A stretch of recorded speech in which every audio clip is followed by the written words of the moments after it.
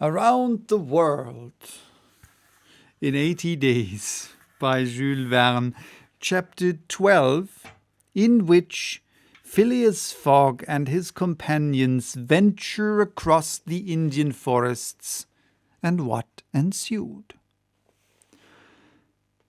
In order to shorten the journey, the guide passed to the left of the line where the railway was still in process of being built. This line, owing to the capricious turnings of the Vindhya mountains, did not pursue a straight course. The Parsee, who was quite familiar with the roads and paths in the district, declared that they would gain 20 miles by striking directly through the forest. Phileas Fogg and Sir Francis Cromarty plunged to the neck in the peculiar howdahs provided for them, were horribly jostled by the swift trotting of the elephant, spurred on as he was by the skilful Parsee. But they endured the discomfort with true British phlegm, talking little and scarcely able to catch a glimpse of each other. As for Passepartout, who was mounted on the beast's back and received the direct force of each concussion as he trod along, he was very careful, in accordance with his master's advice, to keep his tongue from between his teeth, as it would otherwise have been bitten off short. The worthy fellow bounced from the elephant's neck to his rump and vaulted like a clown on a springboard, yet he laughed in the midst of his bouncing, and from time to time took a piece of sugar out of his pocket and inserted it in Qiuni's trunk, who received it without in the least slackening his regular trot. After 2 hours, the guide stopped the elephant and gave him an hour for rest, during which Qiuni, after quenching his thirst at a neighbouring spring, set to devouring the branches and shrubs round about him. Neither Sir Francis nor Mr. Fogg regretted the delay, and both descended with a feeling of relief. "Why, he's made of iron!" exclaimed the general, gazing admiringly on Qiuni. "Of forged iron," replied Passepartout, as he set about preparing a hasty breakfast. At noon the Parsee gave the signal of departure. The country soon presented a very savage aspect.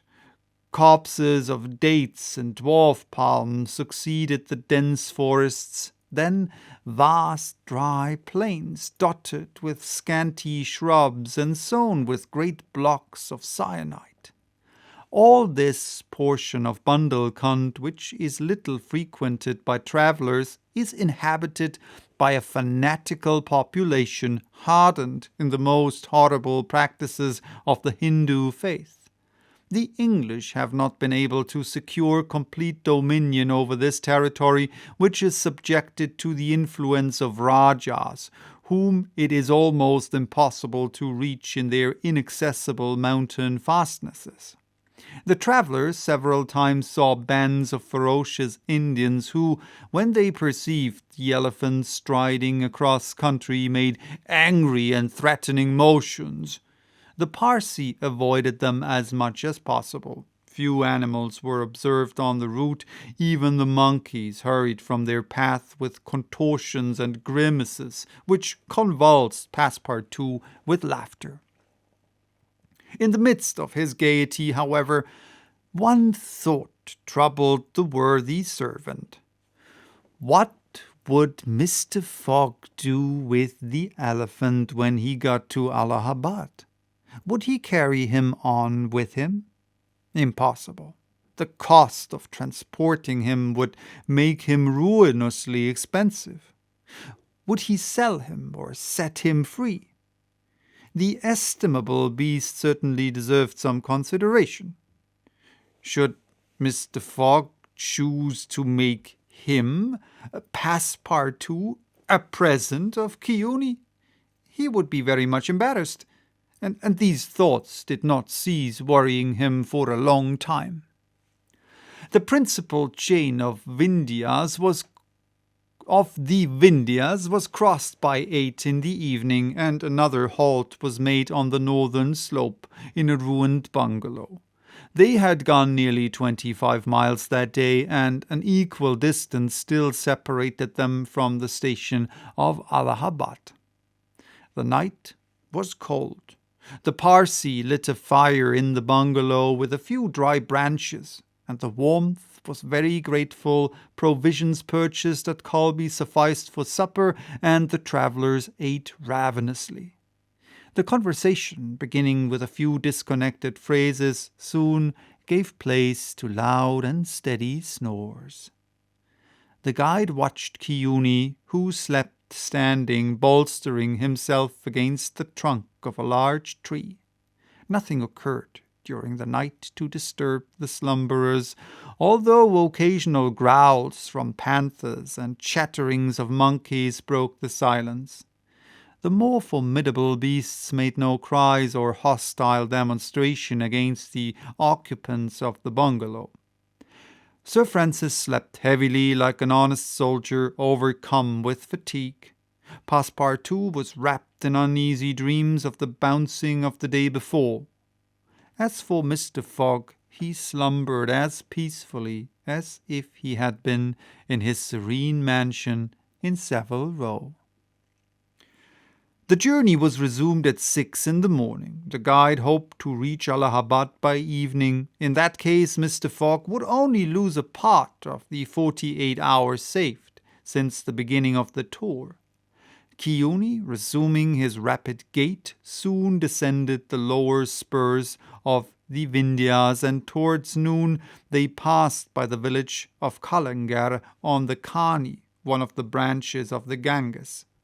The guide avoided inhabited places, thinking it safer to keep the open country, which lies along the first depressions of the basin of the great river. Allahabad was now only 12 miles to the northeast. They stopped under a clump of bananas, the fruit of which, as healthy as bread and as succulent as cream, was amply partaken of and appreciated. At 2 o'clock, the guide entered a thick forest, which extended several miles. He preferred to travel under cover of the woods. They had not as yet had any unpleasant encounters, and the journey seemed on the point of being successfully accomplished, when the elephant, becoming restless, suddenly stopped. It was then 4 o'clock. "What's the matter?" asked Sir Francis, putting out his head. "I don't know, officer," replied the Parsee, listening attentively to a confused murmur which came through the thick branches. The murmur soon became more distinct. It now seemed like a distant concert of human voices accompanied by brass instruments. Passepartout was all eyes and ears. Mr. Fogg patiently waited without a word. The Parsee jumped to the ground, fastened the elephant to a tree, and plunged into the thicket. He soon returned, saying, "A procession of Brahmins is coming this way. We must prevent their seeing us if possible." The guide unloosened the elephant and led him into a thicket, at the same time asking the travellers not to stir. He held himself ready to bestride the animal at a moment's notice, should flight become necessary, but he evidently thought that the procession of the faithful would pass without perceiving them amid the thick foliage, in which they were wholly concealed. The discordant tones of the voices and instruments drew nearer, and now droning songs mingled with the sound of the tambourines and cymbals. The head of the procession soon appeared beneath the trees, 100 paces away, and the strange figures who performed the religious ceremony were easily distinguished through the branches. First came the priests, with mitres on their head and clothed in long lace robes. They were surrounded by men, women, and children, who sang a kind of lugubrious psalm, interrupted at regular intervals by the tambourines and cymbals, while behind them was drawn a car with large wheels, the spokes of which represented serpents entwined with each other. Upon the car, which was drawn by 4 richly caparisoned zebras, stood a hideous statue with 4 arms, the body coloured a dull red, with haggard eyes, dishevelled hair, protruding tongue, and lips tinted with betel. It stood upright upon the figure of a prostrate and headless giant. Sir Francis recognized the statue, whispered, "The goddess Kali, the goddess of love and death." "Of death, perhaps," muttered back Passepartout, "but of love, that ugly old hag, never." The Parsee made a motion to keep silence. A group of old fakirs were capering and making a wild ado round the statue. These were striped with ochre and covered with cuts, whence their blood issued drop by drop. Stupid fanatics who, in the great Indian ceremonies, still throw themselves under the wheels of Juggernaut. Some Brahmins, clad in the sumptuousness of Oriental apparel, and leading a woman who faltered at every step, followed. This woman was young and as fair as a European. Her head and neck, shoulders, ears, arms, hands, and toes were loaded down with jewels and gems, with bracelets, earrings, and rings, while a tunic bordered with gold and covered with a light muslin robe betrayed the outline of her form. The guards who followed the young woman presented a violent contrast to her, armed as they were with naked sabres hung at their waists and long damascened pistols, and bearing a corpse on a palanquin. It was the body of an old man, gorgeously arrayed in the habiliments of a Raja, wearing as in life a turban embroidered with pearls, a robe of tissue of silk and gold, a scarf of cashmere sewed with diamonds, and the magnificent weapons of a Hindu prince. Next came the musicians, and a regard of capering fakirs, whose cries sometimes drowned the noise of the instruments. These closed the procession. Sir Francis watched the procession with a sad countenance, and turning to the guide said, "A suttee." The Parsee nodded and put his finger to his lips. The procession slowly wound under the trees, and soon its last ranks disappeared in the depths of the wood. The songs gradually died away. Occasionally cries were heard in the distance, until at last all was silence again. Phileas Fogg had heard what Sir Francis said, and as soon as the procession had disappeared, asked, "What is a suttee?" "A suttee," returned the general, "is a human sacrifice, but a voluntary one. The woman you have just seen will be burned tomorrow at the dawn of day." "Oh, the scoundrels!" cried Passepartout, who could not repress his indignation. "And the corpse?" asked Mr. Fogg. "It is that of the prince, her husband," said the guide, "an independent Rajah of Bundelkund." "Is it possible," resumed Phileas Fogg, his voice betraying not the least emotion, "that these barbarous customs still exist in India, and that the English have been unable to put a stop to them?" "These sacrifices do not occur in the larger portion of India," replied Sir Francis, "but we have no power over these savage territories, and especially here in Bundelkund. The whole district north of the Vindhyas is the theatre of incessant murders and pillage." "The poor wretch!" exclaimed Passepartout, "to be burned alive." "Yes," returned Sir Francis, "burned alive. And if she were not, you cannot conceive what treatment she would be obliged to submit to from her relatives. They would shave off her hair, feed her on a scanty allowance of rice, treat her with contempt. She would be looked upon as an unclean creature, and would die in some corner like a scurvy dog. The prospect of so frightful an existence drives these poor creatures to the sacrifice much more than love or religious fanatism.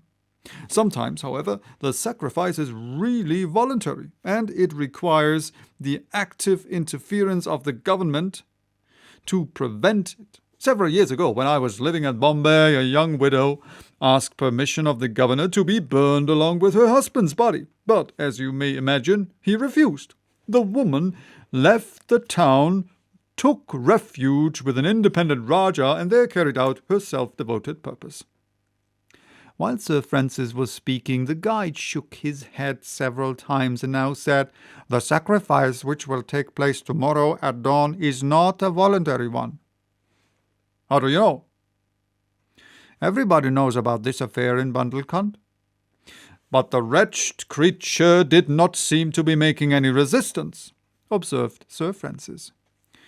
"That was because they had intoxicated her with fumes of hemp and opium." But where are they taking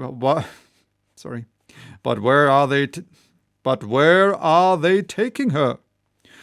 "To the pagoda of Pilaji, 2 miles from here. She will pass the night there." "And the sacrifice will take place tomorrow at the first light of dawn." The guide now let the elephant out of the thicket and leaped upon his neck.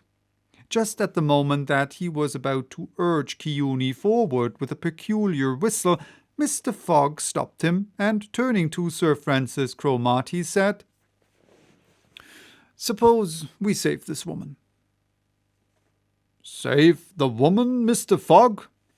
I have yet 12 hours to spare. I can devote them to that." "Why, you are a man of heart."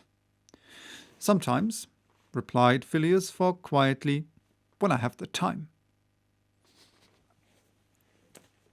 All right, that was chapter 12. Bye-bye till next time with chapter 13, in which Passepartout receives a new proof that fortune favors the brave. And I'm really curious what will happen.